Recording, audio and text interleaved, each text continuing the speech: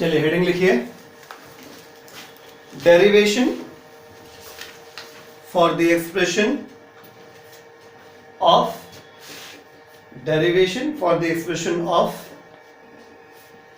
wavelength of radiation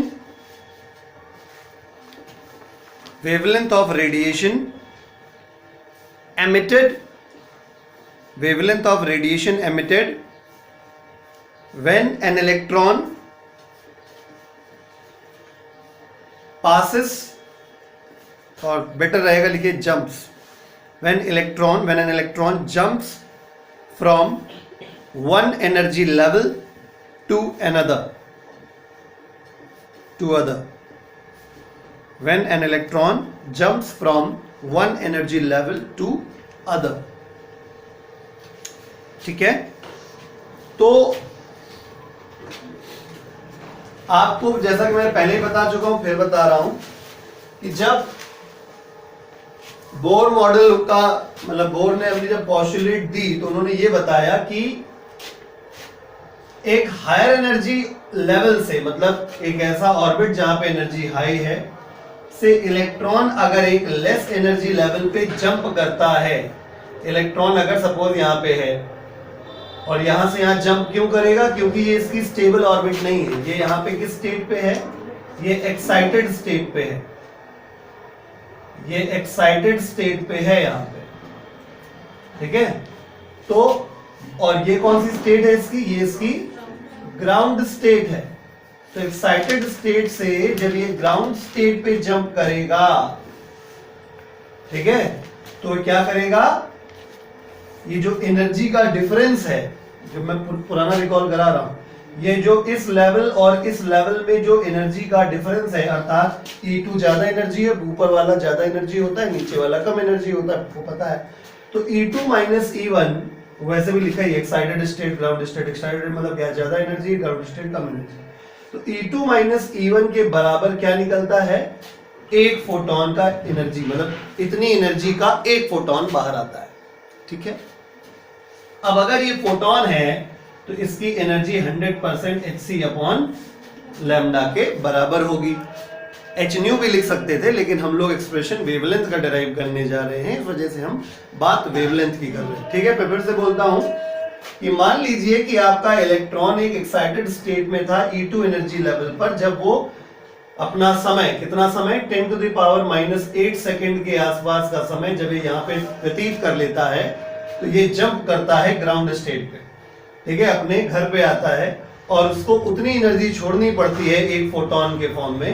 एक क्या निकलता है, एक फोटोन निकल जाता है, वन फोटोन, एक फोटोन निकल जाता है। उसकी एनर्जी कितनी होती है, E2 माइनस E1, और क्योंकि ये फोटोन है तो फोटोन की एनर्जी का फॉर्मूला क्या होता है, hc अपॉन लैम्डा होता है। इतनी बात आपको पता है, ठीक है। अब हम जरा कुछ रिकॉल करवाते हैं, ठीक है। कल हमने आपको एनर्जी का एक्सप्रेशन बताया था, ठीक है, हमने कहा भी था कि रट्टा मारिएगा, लेकिन रट्टा लोग मारते कहाँ हैं, ठीक है। तो पहले मैं लिख देता हूं, energy of electron in the nth orbit of hydrogen atom, hydrogen like atom 1/8 ऐसा कुछ था ना, और क्या था, me, हाँ पॉज हो गया था भैया कुछ 1 की वजह से। खैर यहाँ पे थोड़ा सा डिस्कशन अति महत्वपूर्ण है, ये टोटल एनर्जी ऑफ इलेक्ट्रॉन के बारे में, इसको ध्यान से देखिएगा, क्योंकि यहाँ पे हम इंट्रोड्यूस करेंगे रिडबर्ग कांस्टेंट को भी, और रिडबर्ग कांस्टेंट का भी एक्सप्रेशन एक बार बोर्ड एग्जाम में पूछा जा चुका है। आप समझ रहे हैं ना, हमने कल आपको जो पढ़ाया था, एक्सप्रेशन मतलब प्रॉपरली लिखा होना चाहिए, mass of electron, charge of electron और प्लैंक कांस्टेंट, वो सब मिला जुला के जो खिचड़ी जैसा बनता है वो भी आने वाला है, उसका एक्सप्रेशन पूछा गया है कई बार। तो पहले वी नो दैट, आप चाहें तो साथ साथ कॉपी कर सकते हैं, टोटल एनर्जी, इनको समझना हो तो पहले समझ लें, total energy of electron in nth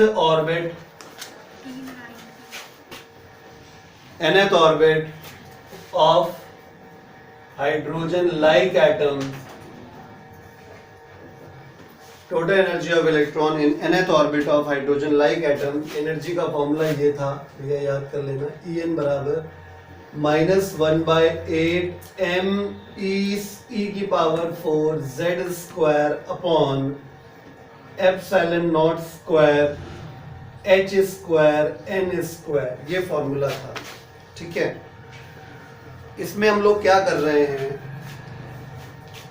इसमें हम एक c का मतलब एक c का ऊपर नीचे मल्टीप्लाई करेंगे। पहले बहुत ध्यान से देखिएगा, तो En बराबर ये हो जाएगा -1/8 अलग से नहीं लिखेंगे हम, m⁴ z स्क्वायर।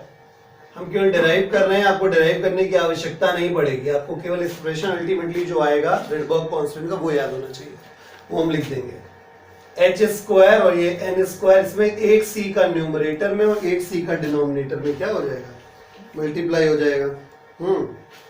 और किसका किसका मल्टीप्लाई करना है, एक h का भी करना है, hc मतलब h का करेंगे ना, h और c का क्या हो जाएगा, मल्टीप्लाई हो जाएगा। तो En बराबर, अब ध्यान से देखिएगा यहाँ क्या बनने वाला है, मतलब ऊपर वाला hc आपको 12 ही रखना है। ठीक है, तो m⁴ अपॉन ये क्या हो गया, एप्सिलॉन नॉट स्क्वायर h³ और n स्क्वायर बाहर करूंगा मैं, और ये c³ हो जाएगा, c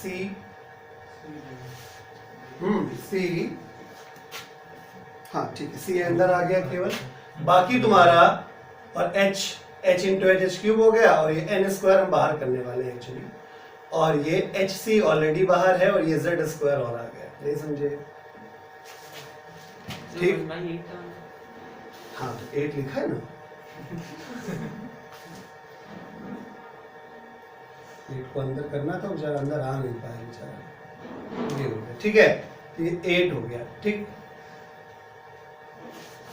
ये आइटम जो आया है ब्रैकेट के अंदर, इसी को हम लोग रिडबर्ग कांस्टेंट कहते हैं, मतलब अल्टीमेटली हमने जोड़ तोड़ गुणा भाग करके रिडबर्ग कांस्टेंट को बनाया है। कैसे बनाया है, hc का ऊपर नीचे मल्टीप्लाई करके, जिसमें hc वाला हिस्सा अंदर मल्टीप्लाई होके पूरा चला गया है, और वो वाला हिस्सा hc वाला ये बाहर है।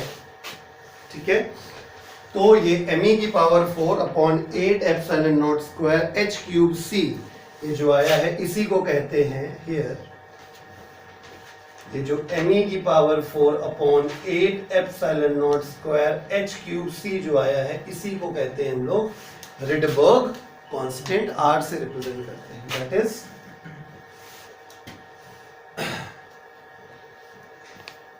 Rydberg's constant. अर्थात मतलब पहली बात तो ये यादें करना है, इसी के बारे में बात कर रहा था, ये बहुत जरूरी है। फिर अब जब ये यहाँ चला जाएगा, इसलिए आपका energy of electron in the nth orbit of hydrogen like atom RHc times z square by n square हो गया। ठीक है, एक और फॉर्मूला आपके हाथ लगा है। ठीक है, ये रिडबर्ग कांस्टेंट के टर्म्स में है। अभी तक कितने फॉर्मूले हाथ लग चुके हैं टोटल एनर्जी के, एक फॉर्मूला ये हाथ लग चुका है, -1/8 me⁴ z square epsilon not square h square n square. दूसरा फॉर्मूला जो हाथ लगा था वो इलेक्ट्रॉन वोल्ट वाला था, -13.6 z square by n square, झन्न वाला है ना। तो ये फॉर्मूला दूसरा वाला -13.6 वाला। तीसरा फॉर्मूला ये हाथ लगा है, ये रिडबर्ग कांस्टेंट के टर्म्स में। ठीक है, -RHc z square by n square, मतलब z square by n square का ट्रेंड कॉमन चल रहा है सब में, बस केवल क्या क्या परिवर्तन हो रहा है। पहले वाले में ये आइटम आया 1/8 me⁴ upon epsilon not h square, दूसरे वाले में 13.6 आ गया इलेक्ट्रॉन वोल्ट में, और तीसरे वाले में RHc आ गया। ठीक है, अब इसी की हेल्प से हमें जो फॉर्मूला है वो डिराइव करना है। एक्चुअली देखा जाए तो ये हमारे डेरिवेशन का पार्ट नहीं था, ये अलग से हमने आपको बताया। ठीक है, अर्थात हम कहना ये चाह रहे थे यहाँ पर, जब भैया जी प्रवेश कर गए गुड मॉर्निंग सर कहते हुए, ठीक है, हम कहना ये चाह रहे थे यहाँ पे कि यहाँ जो E2 होगा उसे मैं क्या लिखूंगा बताइए इस फॉर्मूले के अकॉर्डिंग, -RHc, ये तो कांस्टेंट है, z ही रहेगा z स्क्वायर, और इस ऑर्बिट का जो नंबर होगा वो क्या होगा, n2 होगा। इसका ऑर्बिट का क्या होगा n1 होगा। नहीं समझे? तो यहाँ पे z square by n square की जगह हम क्या लिख देंगे, n2 स्क्वायर। बात समझ में आ गई? तो इस ऑर्बिट की यानी इस एनर्जी लेवल का जो एनर्जी है वो ये है। उसी प्रकार से इस एनर्जी लेवल का जो एनर्जी होगा, फिर से minus RH z square by n1 का स्क्वायर। बात समझ में आ गई? ठीक, अब हम बढ़ते हैं यहां पे। ठीक है, तो कितना आएगा तो अलग से सॉल्व कर लिया जाए। तो by Bohr's frequency condition, by Bohr's frequency condition, by Bohr's frequency condition, यही होती है बोर्स फ्रीक्वेंसी कंडीशन। अब कई दोस्त बोर्स फ्रीक्वेंसी कंडीशन तो फ्रीक्वेंसी होनी चाहिए, वेवलेंथ का लिखो भैया hc/λ hν भी होता है, लेकिन समझ जाओ वेवलेंथ के टर्म्स में निकालना। ठीक है, अब भैया E2 कितना है, minus RH z square by n2 square minus RH z square by n1 square equal to hc/λ। दिख रहा है? बढ़िया। ठीक है, अब माइनस माइनस ये हो जाएगा प्लस, और RH और z स्क्वायर कॉमन हो सकता है। तो पहले काम करते हैं, RH और z स्क्वायर कर लेते हैं कॉमन, और ये हो गया 1/n1 का स्क्वायर माइनस 1/n2 का स्क्वायर। ठीक है, कुछ लोग याददाश्त से कमजोर होते हैं, इसलिए उनको याद रखने की आवश्यकता है 1 वाला पहला नहीं है। ठीक है, 1 वाला मेरा लिखने का तात्पर्य ये था कि ये कम एनर्जी स्टेट पे है, ये ज्यादा एनर्जी स्टेट पे। ठीक है, लेकिन फाइनली n1 जो है वो फाइनल वाला है। आप इसको NF, अगर आपको दिक्कत हो भविष्य में तो अभी हम फॉर्मूला इसके टर्म्स में लिख देंगे कि अल्टीमेटली इनिशियली इलेक्ट्रॉन कहां था Ni, और फाइनली कहां पहुंचा ये। क्योंकि कुछ बच्चे भयंकर कंफ्यूज रहते हैं 1 और 2 में। वो n1 वाले को सोचते हैं कि जिस ऑर्बिट से इलेक्ट्रॉन कूदा है, जहां से शुरू किया उसने, वो n1 है। उल्टा हो जाता है। आई बात समझ में?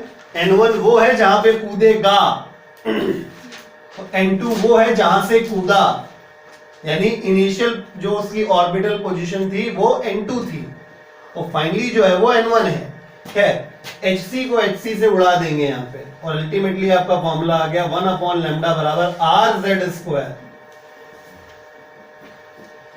1/n1 square minus 1/n2 square. शायद ये फॉर्मूला आपने केमिस्ट्री में क्लास 11th में पढ़ा है। ठीक है, हम पढ़ने लिखने वाले लोगों की बात कर रहे थे, कृपया जल्दी से नोट करें। जो लोग को नहीं समझ में आया, मैं दोबारा एक बार समझाने का प्रयास करता हूं। सबसे पहले आप यहीं से शुरू करिए। ठीक है, कि हम जानते हैं total energy of electron in the nth orbit of hydrogen like atom. क्यों? हम बेशक पढ़ेंगे हाइड्रोजन के लिए, लेकिन हम लोग सब कुछ हाइड्रोजन लाइक के लिए कर रहे हैं। तो क्योंकि फायदा ये है कि हाइड्रोजन लाइक में करने में जेड भी आ जाता है, और हाइड्रोजन के लिए अगर इसको कन्वर्ट करना है तो जेड की जगह क्या रखना है, केवल 1 रख देना, काम हो जाएगा। तो total energy of electron in the nth orbit of hydrogen like atom ये होता है। ये मैंने कल स्टार भी बनाया था, आपको याद करना ही पड़ेगा। ठीक है, तो ये हो गया, इसीलिए मैंने स्टार बना भी दिया था, क्योंकि हमें पता था कि आगे इसका काम पड़ेगा। अब हमने इसमें क्या किया, HC का ऊपर और HC का नीचे मल्टीप्लाई कर लिया। ऊपर वाला HC को एज इट इज रख दिया, नीचे वाला HC आपने अंदर मल्टीप्लाई करके लिख लिया। बाकी जेड स्क्वायर और n स्क्वायर जैसे हम लोग हमेशा बाहर करते हैं वैसे हमने बाहर कर दिए। तो अंदर जो आइटम बचा है इसको रेडबर्ग कांस्टेंट कहा जाएगा। इसकी वैल्यू कितने लोग जानते हैं? कुछ लोग तो निन्नी में है, निन्नी आ रही है। जब निन्नी आया करे ना तो फर्स्ट सेमेस्टर के नंबर याद कर लिया करें। ठीक है, निन्नी दूर हो जाएगी। ठीक है, अचानक से तरोताजगी का एहसास हो जाएगा। हाँ, किसी नहीं पता? केमिस्ट्री में पढ़ो भाई, 1.1 इंटू 10⁻7 है ना पर मीटर। बहुत जानकार बच्चे हैं, कोई बात नहीं भैया, थोड़ा ध्यान दीजिए, चश्मा लगा लिया करो, आसपास चीजें भी दिखाई दिया करेंगी। ठीक है, तो भैया ये रेडबर्ग कांस्टेंट है, इसकी value by the way ISC वालों को लिख के मिलती है, तो कहेंगे अब तो हम याद ही नहीं करेंगे, क्या जरूरी है, ठीक है। लेकिन अगर आप गलती से किसी कॉम्पिटिटिव एग्जाम की तैयारी कर रहे हैं या फॉर्म भी डाल दिए हैं मम्मी पापा कहने पे कि अरे एक्सपीरियंस तो करके देखो कैसे दिया जाता है एग्जाम, ठीक है, तो उनके लिए हम बता दें कि आपको कोई वैल्यू नहीं दी जाती है, आपको सब रट्टा मार के जाना पड़ता है, ध्यान दीजिएगा इस बात को, ठीक है। तो इतने को आर कहते हैं। By the way board exam के पॉइंट ऑफ व्यू से आर का एक्सप्रेशन इंपॉर्टेंट है, m की power 4/8 epsilon not x square. By the way इसको याद नहीं करना पड़ेगा, अगर आपको ये याद है तो। टोटल एनर्जी वाले एक्सप्रेशन में क्या किया गया था, hc का ऊपर और hc का नीचे मल्टीप्लाई किया गया था। नीचे वाला hc जब आपने अंदर ले लिया था और n स्क्वायर z स्क्वायर जब बाहर कर दिया था, तो जो बचा था वो r है। तो अगर आपको याद करने में दिक्कत है कि हम अलग अलग याद नहीं कर सकते, तो आप थोड़ा सा लॉजिक लगा के भी काम कर सकते हो, अदरवाइज योर चॉइस, आप कैसे कर सकते हो, ठीक है। तो ये हो गया रेडबर्ग कांस्टेंट, यानी अब रेडबर्ग कांस्टेंट के टर्म्स में अगर देखा जाए total energy of electron minus rc into z² हो गया। अब हम आते हैं कि इलेक्ट्रॉन जब जंप करेगा हायर एनर्जी स्टेट से लोअर एनर्जी स्टेट, मतलब एक्साइटेड स्टेट से ग्राउंड स्टेट में, तो वो कितनी एनर्जी अर्थात कितने वेवलेंथ का फोटोन रिलीज करेगा, ठीक है।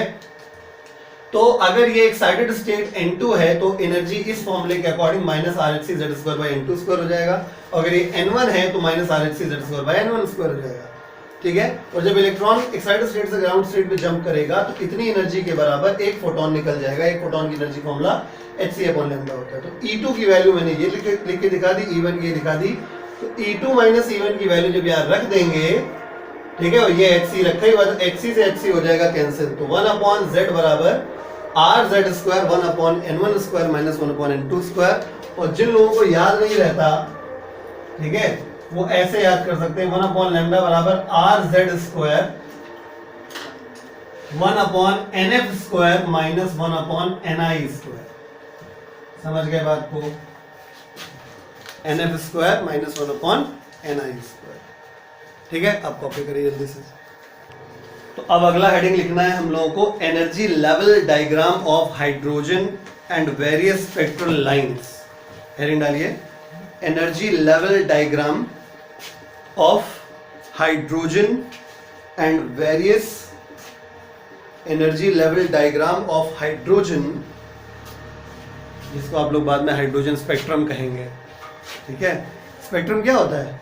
स्पेक्ट्रम होता है जब बहुत सारी वेवलेंथ्स जो होती है, बहुत सारी वेव्स जो होती हैं, उनको असेंडिंग या डिसेंडिंग ऑर्डर ऑफ वेवलेंथ में जब अरेंज कर देते हैं तो उसे स्पेक्ट्रम कहा जाता है। जैसे इलेक्ट्रोमैग्नेटिक स्पेक्ट्रम मैंने पढ़ाया था, gamma rays, X rays, ultraviolet, UV, visible, infrared, microwave, radio wave, ये क्या है? इंक्रीजिंग ऑर्डर ऑफ वेवलेंथ में जब सबको सेट कर दिया तो क्या बन गया?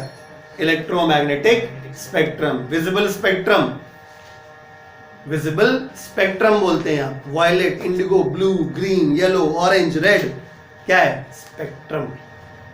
उसी प्रकार से ये हाइड्रोजन स्पेक्ट्रम बनने वाला, मतलब थोड़ा आइडिया आ गया होगा कि इसमें भी हम लोग असेंडिंग और डिसेंडिंग ऑर्डर ऑफ वेवलेंथ में कुछ अरेंज करेंगे, ठीक है। चलिए चलते हैं। तो energy level diagram of hydrogen and various spectral series, ठीक है। अब ये थोड़ा सा चैलेंजिंग काम होता है, इसमें जितना बड़ा वेरी इंपॉर्टेंट लिख पाओ लिख लो, ठीक है। स्पेशली आईएससी वाले जितना बड़ा वेरी इंपॉर्टेंट लिख पाए लिख लें, ठीक है।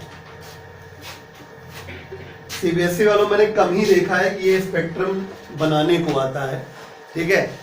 उसमें न्यूमेरिकल जरूर आता है, लेकिन आईएससी बोर्ड में ये डायग्राम बनाने को भी आ सकता है, हाँ, ठीक है। तो हाँ जी, आप शुरू करते हैं। डॉटेड लाइन नहीं बनानी है, बोल्ड लाइन बनानी है। चलो ठीक, अच्छी चलेगा, हो गया, अच्छी बात है, पता नहीं कहाँ से लिखना है। ये है, लिख रही लाइन, वेरी गुड। उसके बाद बड़ा सा गैप देना है, इसके बाद अगली लाइन है। पहले बन जान दीजिए फिर लिखिएगा, नहीं तो सावधानी हटी खीर पूड़ी बटी वाला सीन हो जाएगा। उसके बाद गैप कम करना है, ठीक है। जब बनाने को आता है तो बच्चे क्या कहते हैं, बराबर दूरी पर लाइन खींच देते हैं, तो वहीं पे हम भी ऐसे खींच देते हैं। हम बताएं, क्योंकि जब आपने इसका जो प्रॉपर स्ट्रक्चर ही है वही सही नहीं बनाया तो आगे कहानी खत्म हो गई, ठीक है। फिर अगली लाइन और कम गैप से, अगली लाइन और कम गैप से, अगली लाइन थोड़ा ज्यादा हो गई इधर, मतलब आप तो स्केल से बनाएंगे ना,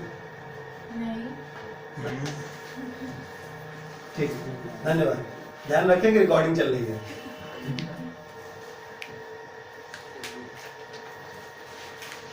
तो पूरी दुनिया जान जाएगी आपका व्यू क्या है इसके बारे में। ठीक, तो ये आपका पहला है, n इक्वल टू 1 कहेंगे इसको, n equal to 2, n equal to 3, n equal to 4, n equal to 5, n equal to 6, और ये जो डॉट डॉट वाली है n इक्वल टू इंफिनिटी। मतलब इसमें इलेक्ट्रॉन पहुंच गया, मतलब वो एटम से ही बाहर निकल गया। ठीक है, अब भैया जी बताएंगे, किनारे बैठे हैं, कल आए नहीं थे, फिर भी इन्हीं से पूछेंगे। बताओ पहले ऑर्बिट की टोटल एनर्जी क्या होती है ना? इसीलिए कहते हैं एब्सेंट होना चाहिए, सोना बहुत जरूरी है, दिन सो रात सो। माइनस 13.6 इलेक्ट्रॉन वोल्ट होती है, अगर याद हो। दूसरी कितनी थी, याद है? मैंने कहा था द्वितों तो याद ही हो जाएंगी तुरंत। उसके बाद कुछ और है, वो हम लिख दे रहे हैं आपके सामने। ये वैसे पता तो हो ही गया कि कैसे कैलकुलेट होती हैं, याद है फॉर्मूले से कैसे कैलकुलेट करते हैं? माइनस ये एनर्जी E4 जो होगी, लिखते जाइए, समय उतना नहीं है, ये सारी माइनस में ही है। माइनस में क्यों है? क्योंकि जहां पे रहेंगे उतना, जितना ज्यादा माइनस में रहेगा इलेक्ट्रॉन, उतना ज्यादा स्टेबल कंडीशन में रहेगा। ठीक है, उसके बाद E5 पे आ जाते हैं, पांचवें लेवल पे। पांचवें लेवल पे जो एनर्जी है वो 1 मिनट 1.5 के बाद 0.85 है।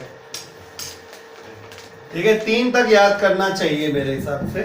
उसके बाद तो फिर इतना याद करना समझदारी भी नहीं होती। 3 तक तो याद करना ही करना। मतलब ये 1.5 याद कर लो, आखिरी में तीसरे में 1.5 आता है, 3 का आधा 1.5। ठीक है, ये याद हो ही चुका है, ये याद पहले से ही है, बचपन से तुम लोग याद करके होशियार थे ना बचपन से, इसलिए। ये हो गया E6। छठवां वाला जो है वो ये माइनस का 0.38 EV है, और ये इनफाइनाइट वाला 0 हो गया। याद है, कल हमने बताया था, जब टोटल एनर्जी 0 होती तभी तो इलेक्ट्रॉन बाहर चला जाता है कूद के। ठीक है, बताया था आयनाइजेशन एनर्जी के बारे में। खोपड़े ना खजुआ, बताया था हमने।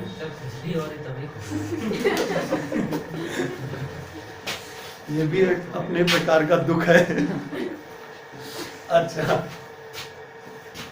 ठीक है, तो ये हो गया इस प्रकार से। तो अब आपको हम सिखा रहे हैं, ये जो हम बना रहे हैं डायग्राम, ये बना रहे हैं केवल एमिशन स्पेक्ट्रम के लिए, एब्जॉर्प्शन के लिए नहीं बनाएंगे। एब्जॉर्प्शन का ऑटोमेटिकली आप अगले में समझ जाएंगे।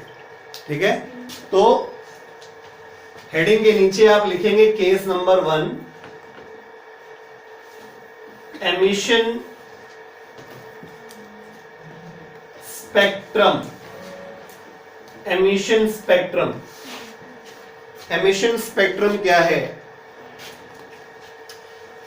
ठीक है, तो एमिशन स्पेक्ट्रम क्या है मैं पहले ही बता चुका हूं, तो फिर बता रहा हूं। जब इलेक्ट्रॉन ऊपर से नीचे जंप करेगा तो वो फोटोन रिलीज करेगा, एनर्जी रिलीज करेगा, एमिट करेगा, इस वजह से एमिशन स्पेक्ट्रम कहा जाएगा। चलिए, तो सबसे पहली चीज, इलेक्ट्रॉन किसी भी ऑर्बिट से आकर अगर n इक्वल टू 1 पर कूदता है, चाहे वो 6 से आवे, 7 से आवे, हमने 6 तक बनाया है, केवल 7 भी हो सकता है, 8 भी हो सकता है, इसीलिए dash dash dash up to infinity कर दिया हमने। इलेक्ट्रॉन किसी भी ऑर्बिट से आकर जंप करके अगर वो n इक्वल टू 1 पे आता है तो उसे हम लाइमन सीरीज कहते हैं। ठीक है, तो ये लाइमन स्पेक्ट्रम या लाइमन सीरीज हो गई। बनी बात है, जितना ज्यादा ऊपर से आएगा उतना बड़ा फोटोन निकलेगा, और बड़ा फोटोन मतलब उतनी ज्यादा एनर्जी का फोटोन आएगा, और जितनी ज्यादा एनर्जी का फोटोन आएगा उतना कम वेवलेंथ हो जाएगा। समझिएगा बात को बहुत ध्यान से। जितना ऊपर से इलेक्ट्रॉन जंप करेगा ग्राउंड स्टेट पे 1 पे, उतना ज्यादा एनर्जी का फोटोन रिलीज होगा, यानी उतना ही कम वेवलेंथ रिलीज करेगा। यानी जो सबसे पहला वाला है ये, जिसको आप एल अल्फा कहोगे, सॉरी एल अल्फा तो इसको कहेंगे एल अल्फा, कभी बाद में नोमेनक्लेचर बाद में करेंगे।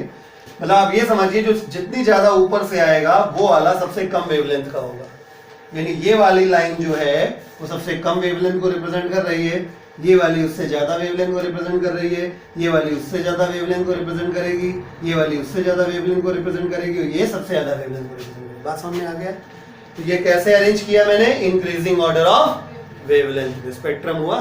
तो इस स्पेक्ट्रम को कहा जाएगा, जो दिख रहा होगा, इसे लाइमन स्पेक्ट्रम या लाइमन सीरीज कहा जाएगा। लाइमन स्पेक्ट्रम ऑब्लिक सीरीज कहेंगे इसको। आगे आ जाइए, अगर किसी भी ऑर्बिट से आकर कूदता है और वो n=2 पर आकर कूदता है तो इसे हम बामर स्पेक्ट्रम या बामर सीरीज कहते हैं।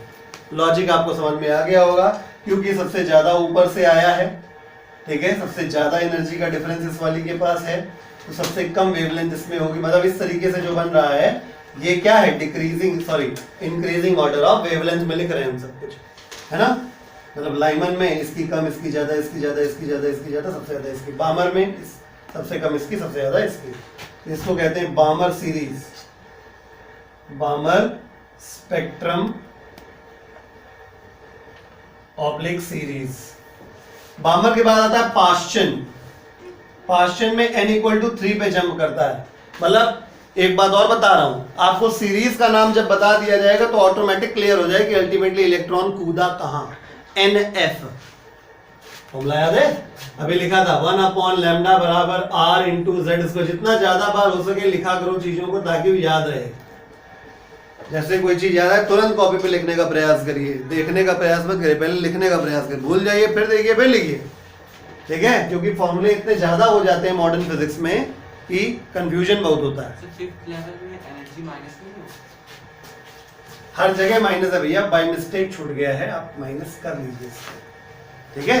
हर जगह माइनस होगी एनर्जी, ठीक है, क्योंकि अगर वो एटम के अंदर है इसका मतलब स्टेबल है। माइनस में एनर्जी हो ही नहीं, मतलब हमेशा होगी, ठीक है। प्लस वाली एनर्जी कब होगी? तब तो बाहर निकल जाएगा ना, जीरो पे इलेक्ट्रॉन बाहर निकल रहा है, ठीक। अच्छा, अब आइए पाश्चन सीरीज में। पाश्चन में किसी भी एनर्जी लेवल से आए, अगर n=3 पे कूद जाए तो इसे हम बामर सीरीज या बामर स्पेक्ट्रम कहेंगे। सॉरी, पाश्चन, PASCHEN, पाश्चन स्पेक्ट्रम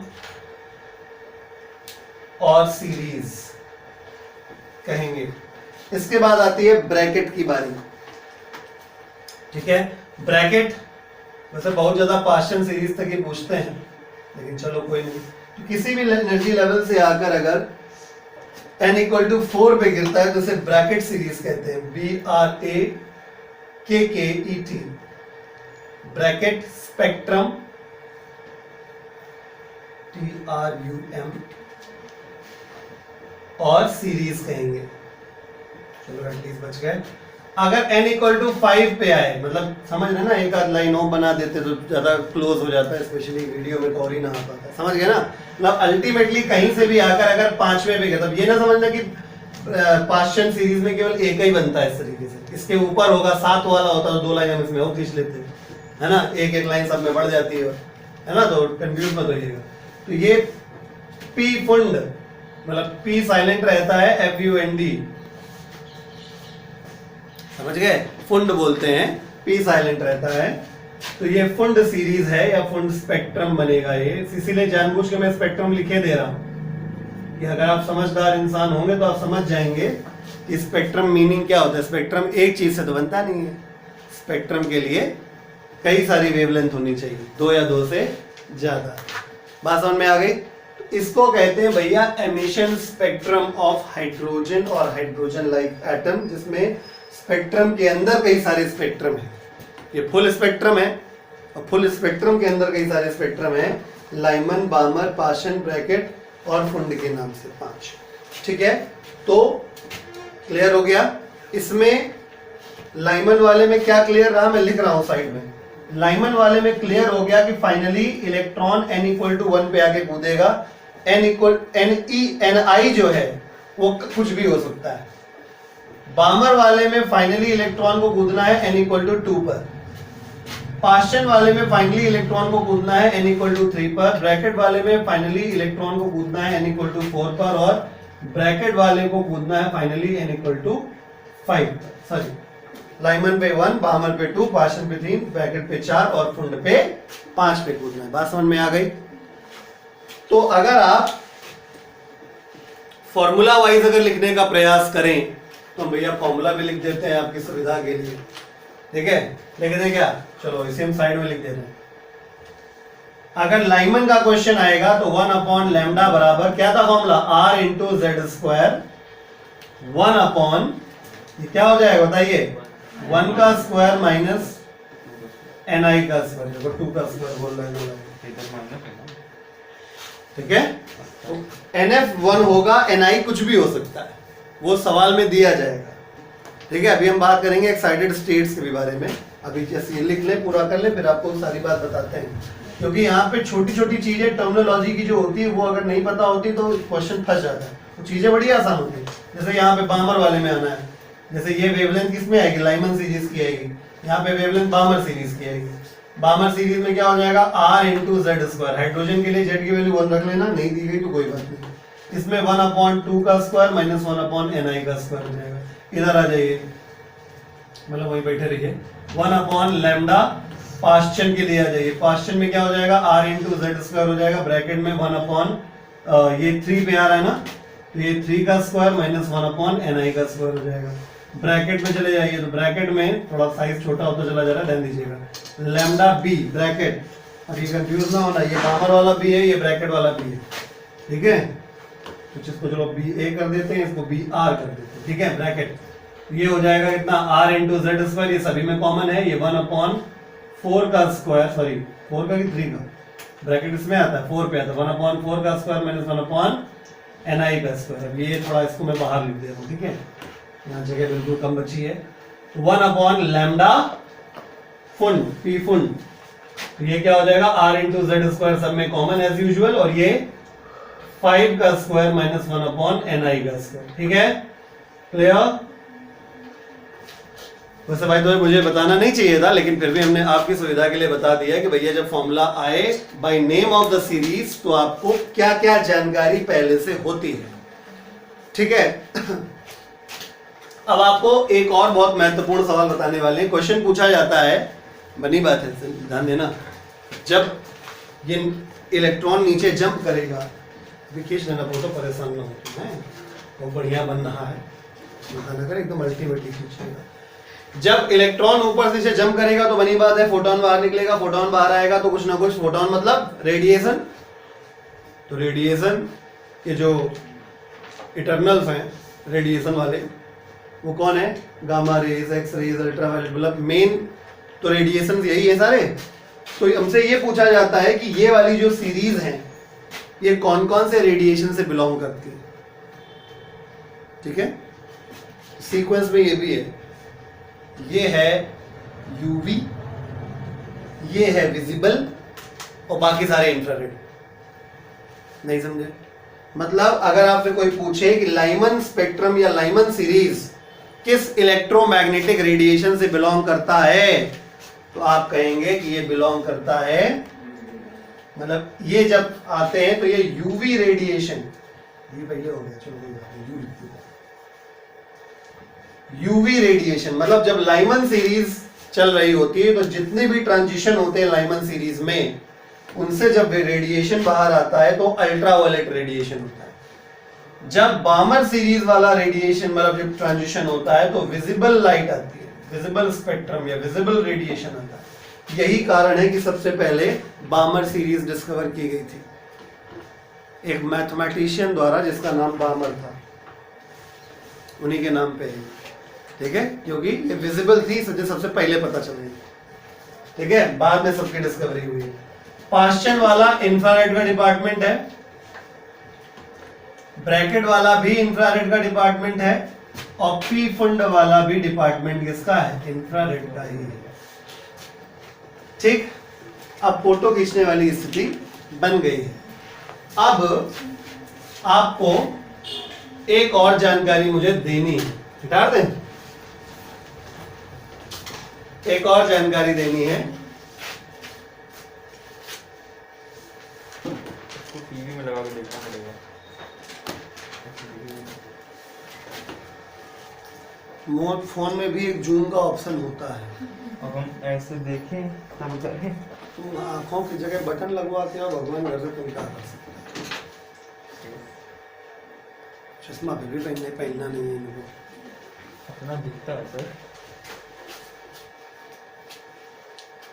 खैर एक और बहुत महत्वपूर्ण चीज जो नॉर्मली हम कल डिस्कस कर रहे थे लेकिन कहते कहते रह गए थे, वो ये थी कि एक्साइटेड स्टेट्स के बारे में आप लोग अच्छे से समझ लीजिएगा। अगर लाइमन सीरीज की बात की जा रही है तो बोला जाए फर्स्ट एक्साइटेड स्टेट। अभी तक हम एनएफ की बात कर रहे थे कि नाम से एनएफ पता चल जाता है, ठीक है। अब हम एनआई की बात कर रहे हैं। क्वेश्चन में कभी कभी बोला जाता है electron has jumped from first excited state, ठीक। तो अगर लाइमन में वो फर्स्ट एक्साइटेड स्टेट बोल रहे हैं तो फर्स्ट एक्साइटेड स्टेट हुई n = 2, यानी जस्ट ऊपर से जो आया, समझे। सेकेंड एक्साइटेड स्टेट यानी कि वो और ऊपर से आया, यानी n = 3 से 1 पे आया। समझ रहे हैं? मतलब जितना एक्साइटेड स्टेट बोला जाए उस सीरीज का उतने में एक जोड़ के काम करना एनआई के लिए। नहीं समझे? हमने आपसे कहा बामर सीरीज का ट्रांजिशन है और थर्ड एक्साइटेड स्टेट का है, बताओ। बामर सीरीज हुआ 2, ठीक है, और थर्ड एक्साइटेड स्टेट यानी 3, 4, 5 से आया। नहीं समझे? बामर सीरीज की बात हो रही है। ये फर्स्ट एक्साइटेड स्टेट, ये सेकंड एक्साइटेड स्टेट और ये थर्ड एक्साइटेड स्टेट। कौन सी है ये? n = 5 हो गई। बात समझ में आ गई? इस बात को ध्यान रखिएगा। एक्साइटेड स्टेट जितनी भी बोली जाती है उसमें से एक ज्यादा रखी जाती है। समझ गए? याद रहेगा? सर बारहवां के लिए तो 2 रखेंगे ना, 2 प्लस करेंगे जैसे आपने बोला थर्ड। हम इसीलिए कॉमन बता रहे हैं, फॉर्मूला जैसी कोई चीज नहीं बता रहे हैं। हमने सीधे बोला बामर के लिए थर्ड एक्साइटेड स्टेट क्या हुई। बामर के लिए पहले एक्साइटेड स्टेट ये हो गई, दूसरी ये हो गई, तीसरी ये हो गई। हम फॉर्मूला जैसा कुछ बता ही नहीं रहे हैं आपको, आपको सीधा सीधा मोटा मोटा आइडिया बता रहे हैं कि बामर सीरीज n = 2 है तो इसके लिए पहले एक्साइटेड स्टेट जस्ट ऊपर वाली, दूसरी इसके ऊपर वाली, तीसरी इसके ऊपर वाली। बात खत्म। अब तुम अपना देख लो, ठीक है। Okay, clear? तो कुछ लोग निन्नी में हैं, उनको जरा जरा सी बातें नहीं समझ में आ रही हैं, ठीक है। तो कृपया करके अपने भविष्य के बारे में सोचें और अन्यथा तैयार हो जाएं। और भी कुछ बातें जो इसके बारे में मुझे बतानी है अभी आपको। ये बहुत लंबा डिस्कशन है, इसमें बहुत सारी चीजें आती हैं, बहुत कुछ पूछा जाता है। एक्साइटेड स्टेट सामने आ गया, अपनी लैंग्वेज में तमिल, तेलुगु, मलयालम, उड़िया, कन्नड़, फारसी जो आती है उसमें लिख लो। इसको हम लिखवा नहीं सकते कि एक्साइटेड स्टेट का क्या मतलब होता है, इसको कैसे समझना है। मैंने समझा दिया, अब बाकी आप एक कान से सबके दूसरे से निकाल देते हैं भी, आपकी दिक्कत है, इट्स नॉट माइंड, ठीक है। क्योंकि इसको क्या लिखवाएंगे हम? ऐसा लिख लो कि एक्साइटेड स्टेट इसके ऊपर वाली होती है, फिर इसके ऊपर वाली होती है, फिर इसके ऊपर वाली होती है, ठीक है। अपने तरीके से आप जैसा समझ पाए वैसे लिख लीजिए। अब आगे की बात करते हैं। कभी कभी बोलते हैं कि शॉर्टेस्ट वेवलेंथ या मैक्सिमम फ्रीक्वेंसी या मैक्सिमम वेवलेंथ शॉर्टेस्ट फ्रीक्वेंसी, ऐसे ही बोला जाता है। तो बताइए, अगर लॉजिकली आपको आता है, आप इसको एकदम सही समझ के चल रहे हो तो आपको रटने की जरूरत नहीं है, अदरवाइज मैं लिखवा दूंगा, याद हो जाएगा। फिर भी मेरा काम है समझाना, मैं समझाने का पहले प्रयास करता हूं। आप मुझे बताओ, हम लाइमन सीरीज की बात कर रहे हैं केवल। आप मुझे बताइए, ये जो पहली लाइन है, ये वाली पहली लाइन तो खैर ये वाली मानी जाएगी, ये वाली, ठीक है, इस तरफ वाली, ठीक है। अभी हम नॉमेनक्लेचर भी इसका बताएंगे, अल्फा, बीटा, गामा, डेल्टा ऐसे करके होता है, ठीक है। तो ये जो पहली लाइन है से आखिरी लाइन तक 5 लाइनें बनी है, शायद 5 बनी है, ठीक है। तो बताइए इसमें कौन सी वाली लाइन जो है आपको सबसे ज्यादा फ्रीक्वेंसी का रेडिएशन देगा? सबसे बड़ा वाला, यानी सबसे लास्ट वाला, ठीक है। क्योंकि सबसे ज्यादा एनर्जी वाला फोटोन इसी से आएगा, और जितनी ज्यादा एनर्जी उतना ज्यादा फ्रीक्वेंसी, और उतना ही कम, मतलब आप समझ रहे हैं, ज्यादातर लोग समझ रहे हैं बात को, तो ज्यादा याद करने में आपको दिक्कत नहीं आएगी, ठीक है। अब आपसे हम कहते हैं इसके बारे में आपका क्या ख्याल है? इसके बारे में हमारा ये ख्याल है कि इस वाले केस में सबसे कम फ्रीक्वेंसी का, सबसे कम एनर्जी का केस है यहाँ पे, ठीक है। तो सबसे कम एनर्जी अगर यहाँ पे है तो सबसे कम एनर्जी, सबसे कम फ्रीक्वेंसी का रेडिएशन आएगा और सबसे ज्यादा वेवलेंथ। आई बात समझ में? तो हम लिखवा रहे हैं इसको, जरा कहीं लिखिए नोट।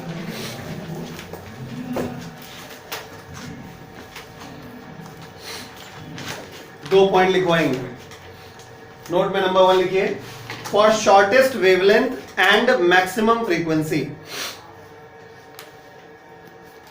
फॉर शॉर्टेस्ट वेवलेंथ या minimum wavelength and maximum frequency, ऐसे लिखो।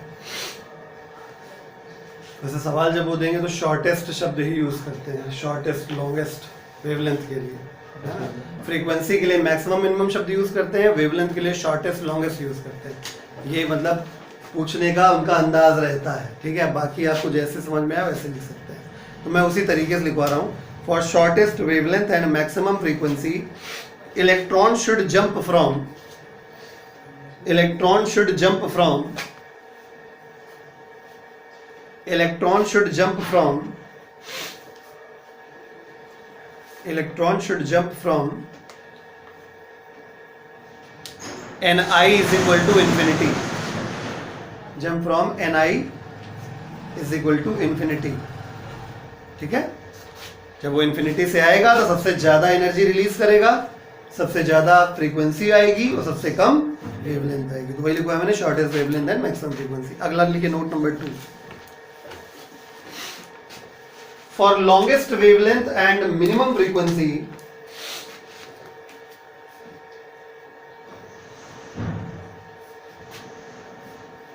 for longest wavelength and minimum frequency electron should jump from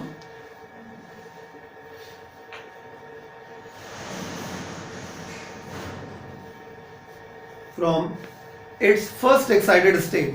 अब समझ गए होंगे, jump from its first excited state, okay. ये लंबा डिस्कशन था, इसी वजह से हमने आज का दिन चुना था। थोड़ा समय लंबा मिल जाएगा, स्ट्रेच कर सकते हैं, तो सारी बातें इसके बारे में बता सकते हैं। सवाल आएगा, चाहे सीबीएसई बोर्ड का हो चाहे एससी बोर्ड का, सवाल आएगा, 100% आएगा और इजी आएगा। लेकिन इजी तब आता है जब आपको सारी बात पता होती है, अन्यथा हो नहीं पाता है, ठीक है। अब आगे की बात बताते हैं। ये केस नंबर 1 हो गया। अब हम केस नंबर 2 आपसे एक्सपेक्ट करते हैं, बना के दिखाइए। यहाँ डालिए केस नंबर 2, लेकिन डालो, फिर क्वेश्चन करेंगे। क्वेश्चन तो बाय द वे एमिशन का ही आएगा, लेकिन कभी कभी एब्जॉर्प्शन बनाने को भी आता है, बनाने के लिए एब्जॉर्प्शन आता है। क्वेश्चन एब्जॉर्प्शन का खैर नहीं आता है, लेकिन ड्रॉ, ये जो डायग्राम मैंने बनाया है, और ध्यान रखिएगा, इसीलिए हम जानबूझ के बनवा भी रहे हैं कि अगर बनाने को आए तो ये सब लिखा नहीं जाता है, ठीक है। केवल बस क्या किया जाता है, ये सही सही खांचे बने होने चाहिए, n इक्वल टू 1 2 3 4 ये सही से लिखा होना चाहिए। एनर्जी नहीं भी लिखोगे तो चलेगा। ये एनर्जी क्यों लिखा मैंने, केवल आपको इंफॉर्मेशन देने के लिए, क्योंकि 3 तक तो याद होनी चाहिए, क्योंकि न्यूमेरिकल लगाने में 3 तक की एनर्जी तो काम आती है, अगर आपको क्विकली सॉल्व करना है तो, ठीक है। नहीं तो आप कैलकुलेट करते घूमोगे। फिर आईएससी वालों को तो फिर भी ठीक है, कैलकुलेटर रहता है। सीबीएसई वाले तो लगे रहेंगे जूझ के, इसलिए बवाल हो जाएगा। बाकी ना तुम्हें ये विजिबल इंफ्रारेड और ये सब लिखने की जरूरत है, ना तुम्हें सबके फॉर्मूले लिखने की जरूरत है, ना तुम्हें ये बताने की जरूरत है कि वो कहाँ पे अल्टीमेटली कूद रहे हैं। इसी वजह से हम आपको इलिस्ट्रेट करने भर के लिए हम आपको सेकंड केस करा रहे हैं, ठीक है। सेकंड केस लिखिए, absorption spectrum. Case 2, absorption spectrum.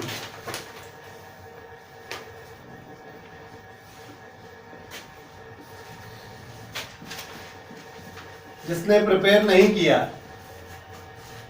उसकी बैंड लग गई।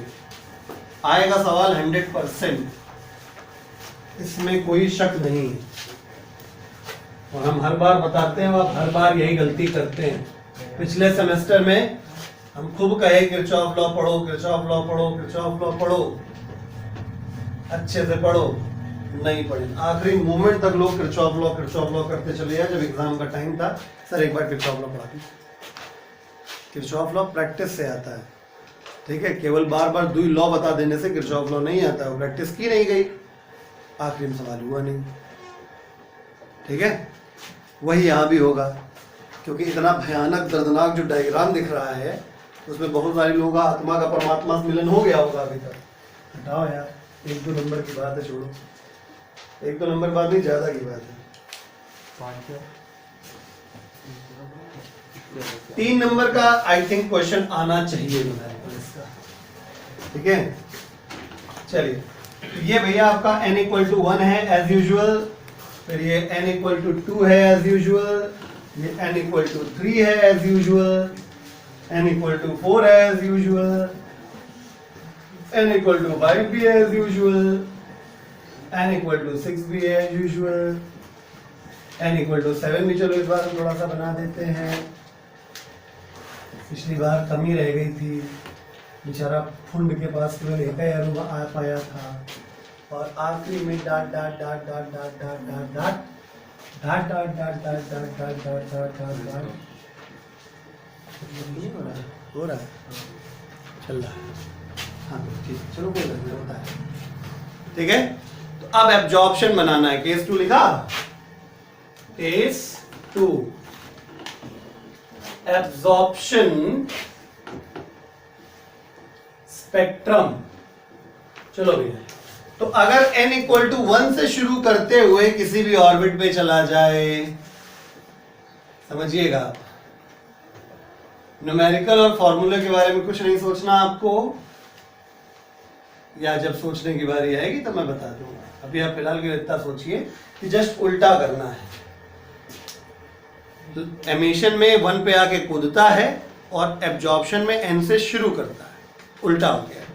ठीक है, तो ये हो गई आपकी लाइमन सीरीज या स्पेक्ट्रम। फटाक से बनाते जाइए। फिर n = 2 से अगर शुरू करें तो बामर सीरीज या बामर स्पेक्ट्रम।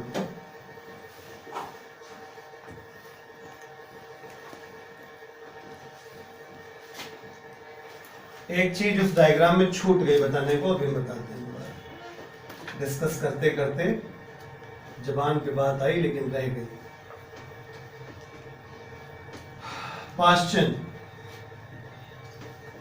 पाश्चन सीरीज और स्पेक्ट्रम, और ये हो गया ब्रैकेट।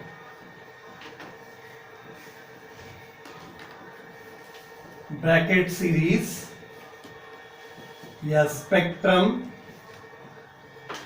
और आखिरी में पी फंड सीरीज स्पेक्ट्रम। ठीक है, तो क्या क्या जरूरी है, मैं बार बार कह रहा हूं, ध्यान नहीं दोगे गलती हो जाएगी। सबसे पहला, ये जो गैपिंग है इसमें खेल नहीं होना चाहिए। ठीक है, गैपिंग सबसे ज्यादा यहाँ, उससे कम यहाँ, उससे कम यहाँ, इससे कम यहाँ, सबसे कम ऐसे कम होते होते इन्फिनिटी तक जाएगी। उसके बाद दूसरा, आप ये बहुत ध्यान से देखेंगे, तुमसे एमिशन पूछा गया कि एब्जॉर्प्शन पूछा गया। कुछ लोग रट्टा मार के जाते, पूछो कुछ भी, हम करेंगे भाई जो पढ़ के आए हैं। ठीक है, तो भैया ध्यान दीजिएगा, एब्जॉर्प्शन है तो एरो ऊपर की तरफ, एमिशन है तो एरो नीचे की तरफ। ठीक है, तो तीसरी चीज कौन सी सीरीज पूछी गई है। कभी कभी बामर पूछ ली जाती, लोग लाइमन बना चले जाते।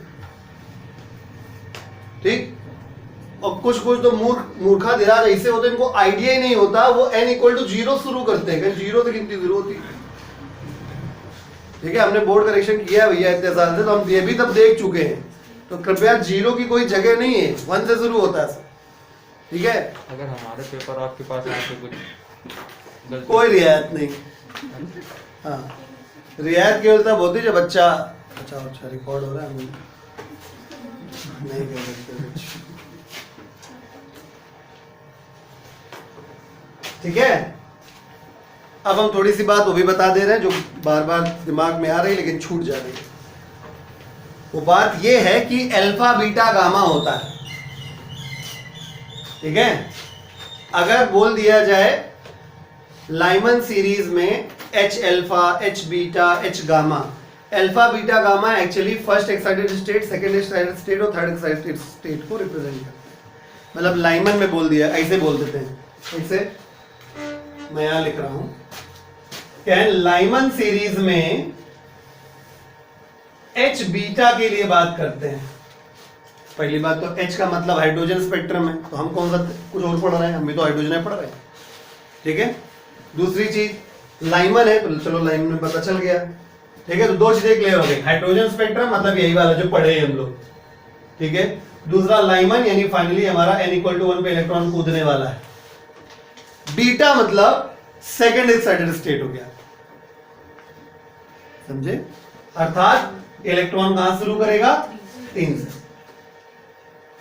अल्फा मतलब फर्स्ट एक्साइटेड स्टेट, बीटा मतलब सेकंड एक्साइटेड स्टेट, और गामा मतलब इसी प्रकार से डेल्टा लैम्डा इस तरीके से होता है, ठीक है। तो इसमें भी नोट करके लिख लीजिए, कहीं पहले नोट बनाइए और लिखिए, चाहे 500 बना लो चाहे 2000 का बना लो, जो है वो तो नोट बना लो। नोट से याद आया भैया, अब बर्दाश्त के बाहर हो रहा है, तो मैंने 1-2 बार मैसेज भी सेंड करके भेज दिया है, इनकी फीस नहीं आई है। मैं उनको ऐप से रिमूव करना, इनएक्टिव करना और बाकी सारे कार्यक्रम क्रियाकलाप करने वाला हूँ, कृपया करके हमें ऐसा करने से रोक लो, ठीक है। तो लिखिए H alpha, H beta, H gamma, H lambda dash dash dash. कुछ लोग डेल्टा लिख नहीं पा रहे, अल्फा बीटा गामा डेल्टा, ठीक है। Dash dash dash represent the transition, पहले डेल्टा फिर लैम्डा आता है, खैर इतनी आगे तक बात नहीं जाएगी, अल्फा बीटा गामा तक सीमित रहते तुम्हारे यहाँ, ठीक है। Represent the first the transition, represent the transition from first excited state, second excited state, third excited state, first excited state, second excited state, third excited state, dash dash dash and so on, okay. अब मैं 90% चीजें बता चुका हूं spectrum के बारे में, 10% यानी अभी बाकी हैं। 10% वो तब क्लियर होती है जब हम लोग क्वेश्चन करते हैं। तो क्वेश्चन लिखो,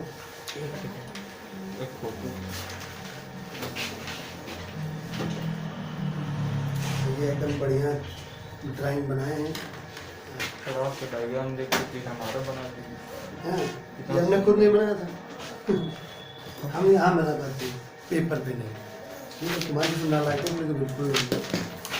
क्वेश्चन 9th क्वेश्चन है, ये एनसीईआरटी का 12.3 है, मेरी शीट में 9th नंबर है और एनसीईआरटी में 12.3 है। क्वेश्चन है what is the shortest wavelength, जितना आपको पढ़ाया है सवाल इसी में से मिल जाएगा आपको, जो अलग से मिलेगा वो 10% पूरा कर देगा। देखिए what is the shortest wavelength present in Paschen series, what is the shortest wavelength present in the Paschen series और स्पेक्ट्रल लाइंस, कर लो calculate. Paschen series, what is the shortest wavelength present in the Paschen series,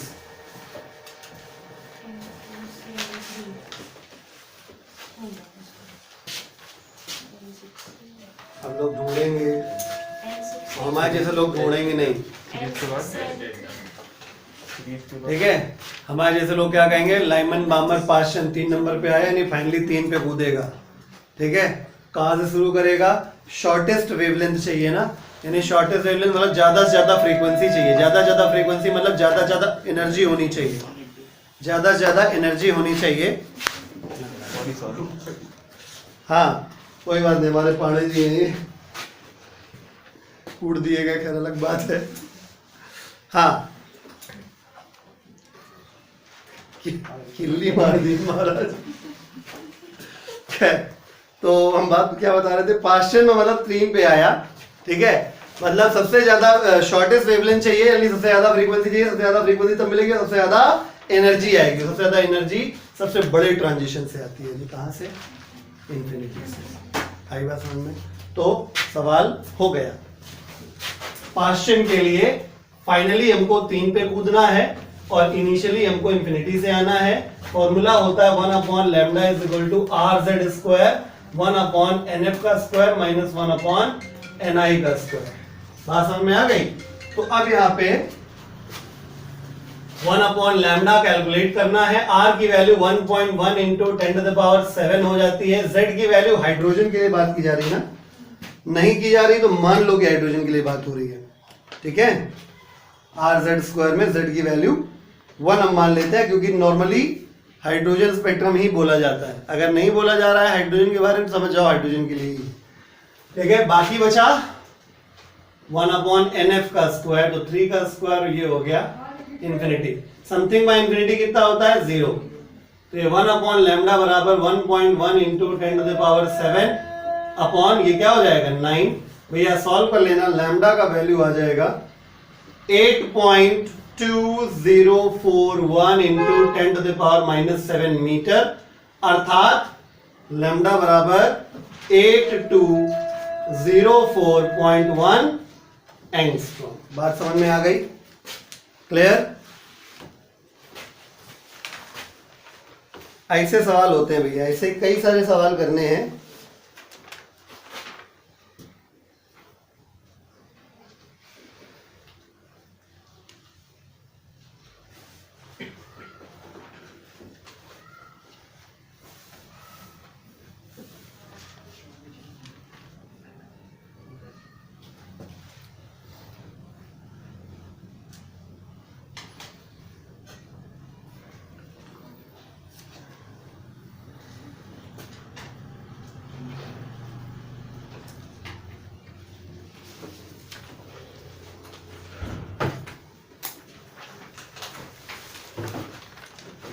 एक और सवाल है, question number 12।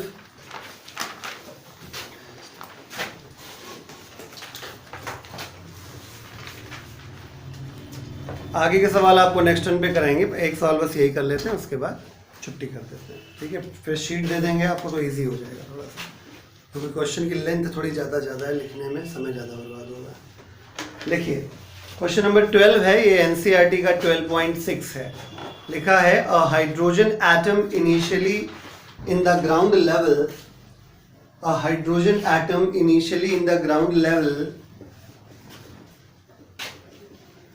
a hydrogen atom initially in the ground level, a hydrogen atom initially in the ground level absorbs a photon,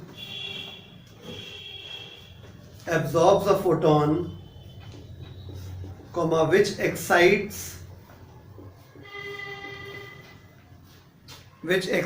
it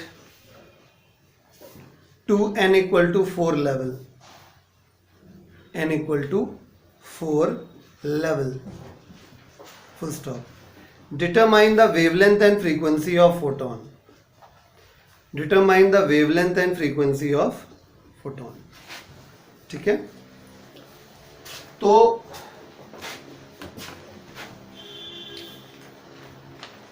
लगाइए अच्छे सवाल, थोड़ी देर के लिए वीडियो पॉज कर लेते हैं। देखिए तो इसका सोल्यूशन जो होगा हम 2 मेथड से करते हैं।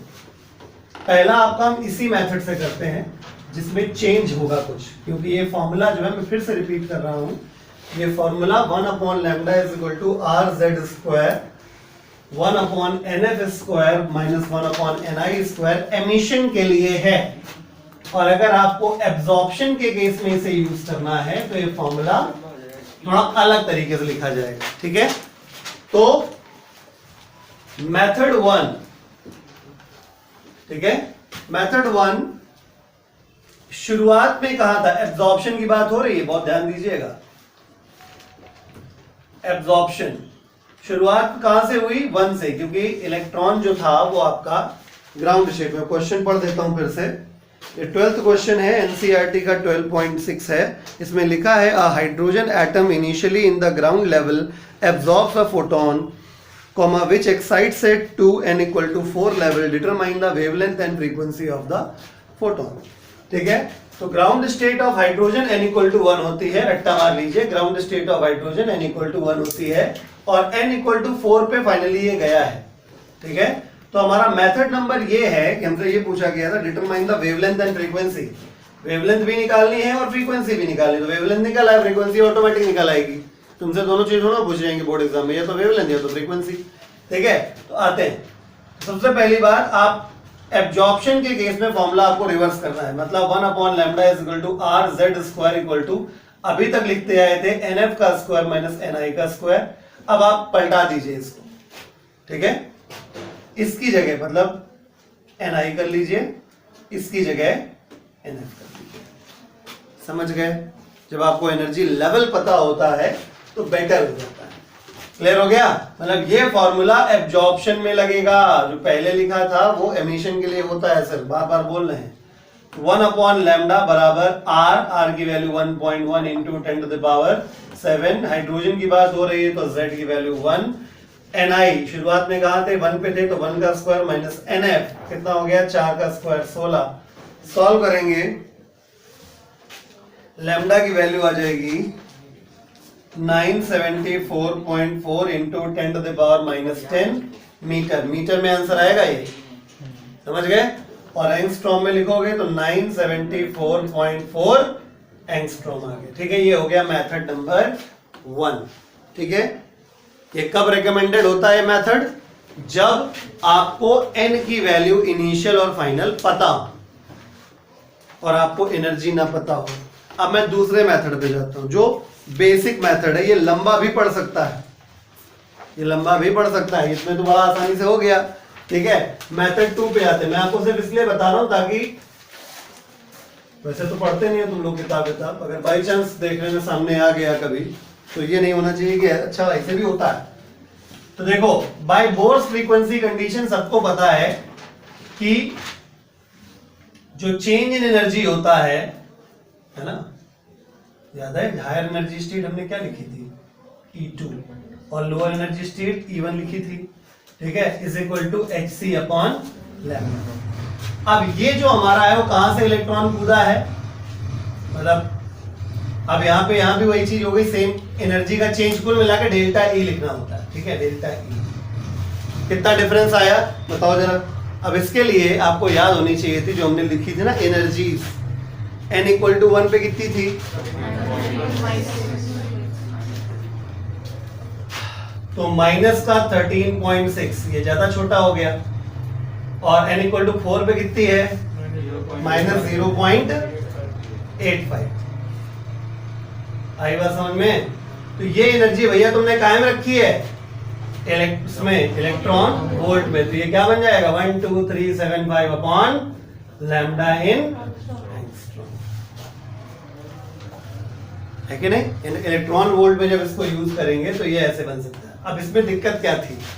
दिक्कत यह थी तुमको ये एनर्जी याद होनी चाहिए थी, तो बड़े प्रेम से हो जाएगा। एनर्जी तुमको नहीं याद होगी तो काम खत्म हो जाएगा, है कि नहीं? या तो तुम पहले एनर्जी निकालो उस लेवल की, और लंबा हो जाएगा, है ना? तो मैं आपको इसलिए बता रहा हूं कि अगर आपको एनर्जी लेवल्स पता है तो ये बेस्ट है, लेकिन अगर आपको एनर्जी लेवल्स की एनर्जी पता है तो फिर ये बेस्ट है। आई बात समझ में? कितना डिफरेंस है एनर्जी का वो निकल आएगा। ये डिफरेंस निकलेगा कितना? माइनस 12.75। इसीलिए कहा, हाँ ये भी दिक्कत होती है, कुछ इन जैसे पायलट होते हैं इनको पता नहीं होता है कि माइनस 13.6 छोटा है इन कंपैरिजन टू माइनस 0.85। हाँ, इसे तो कहें मैथ नहीं आता। तो इतना इलेक्ट्रॉन वोल्ट हो गया, ये 12375 हो गया, ये लैम्डा इन एंगस्ट्रॉम हो गया। आप देखो कितना आसानी से हो जाएगा। तो लैम्डा की वैल्यू डायरेक्ट आपकी आ जाएगी 974.4 एंगस्ट्रॉम। आप समझ रहे हो मेरी बात को, हम क्या कहना चाह रहे हैं? ठीक है, अगर आपको एनर्जी लेवल्स की एनर्जी पता है तो फिर ये बेस्ट है, और अगर आपको नहीं पता है तो फिर ये बेस्ट है। ठीक है, अवस्थाएं दोनों ही तुम्हारे सामने आ सकती हैं। वैसे चांसेस मैक्सिमम वाले इसके होते हैं, इसके कम होते हैं, लेकिन फिर भी हमने बता दिया। क्यों बता दिया? ये सेगमेंट कॉम्पिटिटिव एग्जाम वाला ये वाला। ठीक है। क्योंकि बेसिक्स से जब किया जाता है तो फंडामेंटली बंदा स्ट्रांग रहता है, उसको कॉन्फिडेंस रहता है। ठीक है, तो जैसा भी आपको अच्छा लगे, आपकी चॉइस है। ठीक है, तो ये हो गया, होपफुली पूरा टॉपिक आपको समझ में आ गया होगा। कुछ क्वेश्चन बचे जो कि नेक्स्ट क्लास में हम लोग करेंगे। धन्यवाद।